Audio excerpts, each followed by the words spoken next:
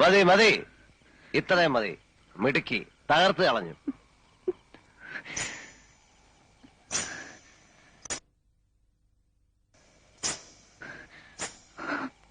ജയിച്ചു അല്ലേ? അങ്ങനല്ലേ പാടുള്ളൂ. അതെ, വലിയ ആളല്ലേ നിങ്ങൾ. പേര് കേട്ട അച്ഛന്റെ പേര് കേട്ട മകൻ. ഞാനാരാ? നിസ്സാരയായ ഒരു പെണ്ണ്. പക്ഷെ ഒന്ന് മനസ്സിലാക്കുക, എന്റെ ഉള്ളിലുണ്ട് ചെറിയ ചില ജയങ്ങൾ ആഗ്രഹിക്കുന്ന ഒരു മനസ്സ്. അതിനെനിക്ക് തൃപ്തിപ്പെടുത്തിയേ പറ്റൂ. നിങ്ങളെപ്പോലെ രാഭാസന്റെ മുന്നിൽ ചിലങ്ക കെട്ടി ആടിയപ്പോ കളങ്കപ്പെട്ടത് ദൈവദത്തമായൊരു കലയാണ്.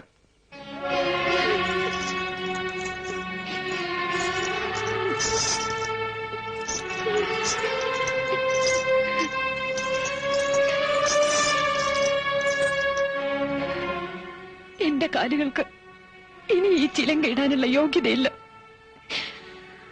ഉള്ളിലൊരായിരം മുള്ളു കുത്തിയിറങ്ങുന്ന വേദനയിലും എനിക്ക് സന്തോഷിക്കാൻ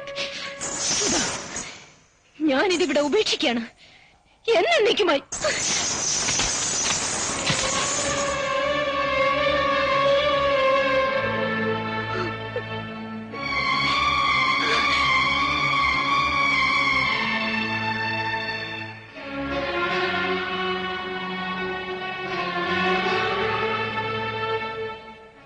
എന്തിനായിരുന്നു നീല ഈ ഒരു ശാപം കൂടെ ഏറ്റുവാങ്ങിയത്? ആ കുട്ടിയുടെ കണ്ണീന്ന് ഒരു തുള്ളി ഇറ്റ് വീഴുമ്പോ ഓർത്തോളൂ, അതൊരു പ്രളയത്തോളം പെരുകും. മംഗലശ്ശേരിയിലെ മേൽക്കൂരയ്ക്ക് ആകാശം മുട്ട ഉയരില്ല.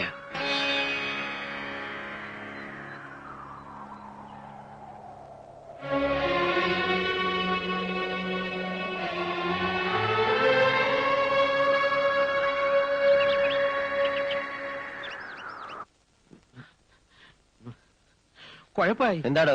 കല്ലൻ ചാക്ക് സിയെ ചെറിയാൻ പൊക്കി. ആരോ ഒറ്റിയതാ, മഫ്തിയിലാ വന്നേ. സർക്കിൾ ഓഫീസിലേക്കാ കൊണ്ടുപോയിരിക്കുന്നത്. ചെറിയാനല്ലെങ്കിലും നമ്മളോടത്ര സുഖത്തിലല്ലോ. നീ SI മധുനെ വിളി. തല്ലും ചവിട്ടും കിട്ടുമ്പോ അവനുള്ള സത്യം പറയില്ലേ? ഹലോ ഹലോ, പോലീസ് സ്റ്റേഷനല്ലേ? ഞാനാ നീലകണ്ഠൻ, SI അല്ലേ? ഓഹോ, സബ് ജയില. ശരി, അങ്ങനെയാ. റിമാൻഡില്ല, സബ് ജയില്. അവിടം വരെ പോണം, വണ്ടി റെഡിയാക്ക്. അവൻ കുറ്റം ഏറ്റിരിക്കുക. ചതയ്ക്കാൻ ഇനി 1 ഇഞ്ച് സ്ഥലം ശരീരത്ത് ബാക്കിയില്ല മുതലാളി. ഈ തടി പോക്ക. ഇനി ഇതുകൊണ്ട് ജോലി എടുത്ത് കഴിയാവും തോന്നുന്നില്ല. എന്ത് സഹായത്തിനും ഞാൻ പുറത്തുണ്ട്, പേടിക്കണ്ട. എന്നങ്ങനെ ഒരു വാക്ക് പറഞ്ഞുകൊണ്ടായില്ലോ സാറേ. പിന്നെ വളച്ചു കെട്ടാതെ കാര്യം ഞാനങ്ങ് പറയാം. ഒരു തുക കൈ കിട്ടണം. പെണ്ണും പിള്ളേരും പട്ടിണിയായിരുന്നല്ലോ. എന്താ വേണ്ട? 5 ലക്ഷം. ഇതിലൊരു പേശല് വേണ്ട. എന്റെ അളിയൻ വരും, തുക അവന്റെ കിട്ടണം. അതിനെന്തെങ്കിലും മാറ്റം വന്നാ ഉള്ള സത്യം കോടതിയിൽ തുറന്നു പറഞ്ഞ് ഞാൻ തടിയൂരിയെടുക്കും. ഈ 5 എന്നൊക്കെ പറയുന്നത് മുതലാളിക്കൊരു തുകയാണോ? ഏറ്റു.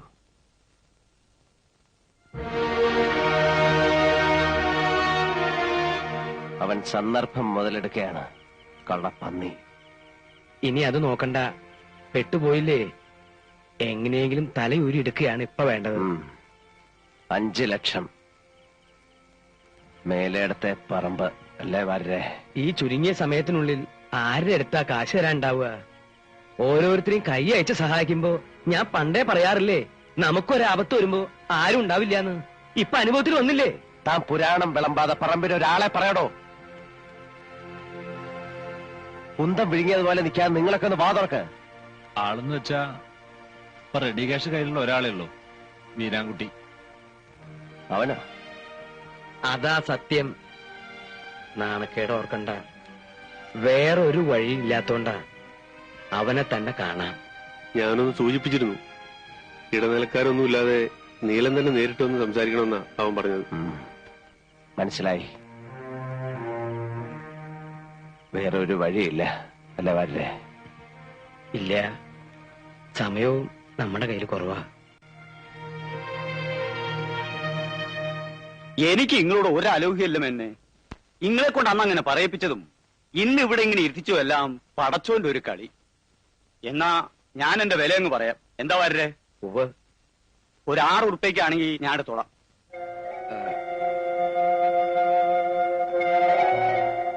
വീരാൻകുട്ടി, അത് വല്ലാണ്ട് കുറവല്ലേ? സെന്റിനൊരു... എനിക്ക് കൂടുതലൊന്നും പറയാനില്ല. സമ്മതമാണെങ്കിൽ കച്ചവടം ഉറപ്പിക്കാം. ക്യാഷ് ഇപ്പൊ തന്നെ കൈത്തരും. വീരാൻകുട്ടി മുമ്പ് പറഞ്ഞത്... മുമ്പ് പറഞ്ഞാലേ നിങ്ങളും മാറ്റിയില്ലേ? അതിൽ കൂടുതൽ വില ഞാൻ കാണുന്നില്ല. വരേ, ഓ, അത് ഉറപ്പിച്ചോളൂ. നീല പറഞ്ഞ പോലെ ചെയ്യൂ. എന്നാ അങ്ങനെ തന്നെ. പാപ്പാ, അതിങ്ങോട്ട് എടുത്തോളി. ഫുൾ ക്യാഷാ. അതാ വീരാൻകുട്ടിയുടെ കച്ചവടം. എഴുതിക്കിലോ അളക്കിലോ ഒക്കെ നമുക്ക് വഴിയെ നടത്താം. എന്താ വരരെ? വാപ്പാ, നിങ്ങൾ തന്നെ അത് മേനോൻകുട്ടിയുടെ കയ്യിലങ്ങോട്ട് കൊടുത്തേക്ക്. വരേ.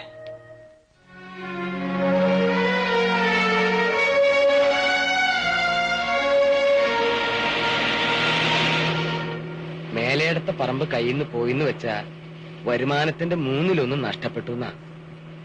ഏത് കണ്ണുപൊട്ടനും 10-12 രൂപ തരുന്ന വസ്തുവാ 6 രൂപയ്ക്ക് അവൻ തട്ടിയെടുത്തത്. പോട്ടെ വരേ, അങ്ങനെ നഷ്ടപ്പെട്ടത് എന്തെല്ലാം ഉണ്ട്. വരേ, ഞാൻ എന്താണോ ഇങ്ങനെ ആയിപ്പോയത്? താൻ ചിന്തിച്ചിട്ടുണ്ടോ അത്? ചിന്തിച്ചിട്ട് ഒരു എത്തും പിടിയും കിട്ടാത്ത കാര്യ. ആ തലവര അല്ലാതെ എന്താ ഞാൻ പറയാ. എന്നാ ഇനി ചിന്തിച്ച് ഞാൻ പ്രയാസപ്പെടണ്ട. ഞാൻ ഇങ്ങനെ തന്നെയാ. അതെന്താ എന്ന് ചോദിച്ചാ ഞാൻ അങ്ങനെ തന്നെ, അത്ര തന്നെ. ഇതൊന്നും അല്ലാത്തൊരു നീലണ്ടെന്ന് വെച്ചാ അത് മറ്റാരോ ആയി പോവും.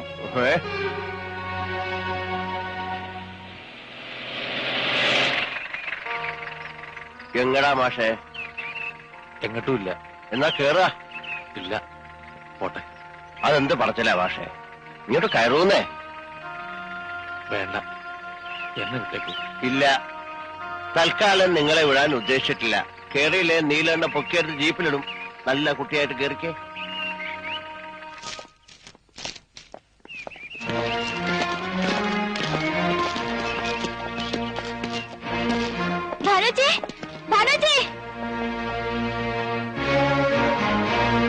മാഷില്ലേ?